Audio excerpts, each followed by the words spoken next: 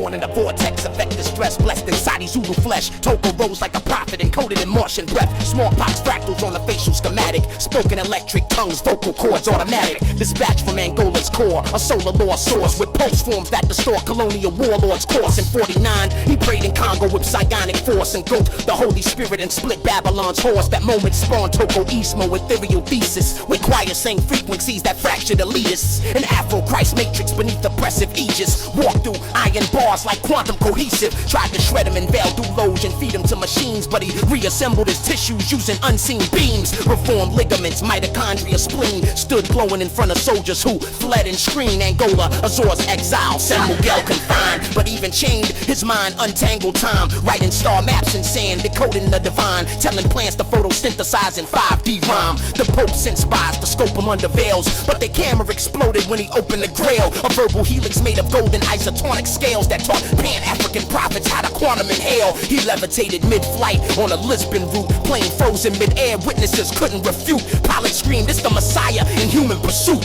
Then Simeon whispered and resumed the loop. Revolutionary magnetics, bioluminescent pulse. Each sentence he spoke aligned the Angolan coats, but it wasn't a coat, more like spiritual code, where every syllable he spit turned to crystalline modes. I studied his case in JSTOR like forensic lit. His martyr script eclipses Malcolm's wit. More radical than Kimbangu, cloaked in mystic grit. Rewritten gospels that satellites still can't decrypt. Worshipped in Lisbon, Rotterdam, Soweto, the Queens. His movement crossed oceans in electromagnetic dreams. Architect of peace in between MPLA schemes. Tried to unify Savimbi, Neto, and Roberto's regimes. He said, "The tongue is a blade, the word is a shield." Wrote blueprints in the field that textbooks concealed. Taught elders how to organize by scent and feel. Healed war wounds with palm psalms, no medical seal. Angolan archives erased his place with shame, but the spirit kept speaking through encrypted names. They couldn't kill a ghost with nuclear flame. His soul mapped in constellations that remain untamed. Now his church still breathes in threes. Elders, classes, tribes, triune frequency trees. Ceremonies unfold with linguistic keys, where followers recite algorithms on bended knees. He warned, "Religion is dead unless it's living." Taught Christ conscious logic with mathematical precision. Esoteric division, sacred knowledge transmission, while priests scrambled to redact his metaphysical vision. Returned in 74 like a lion subdued. Whispered peace between foes that drank different brews, but his message transcended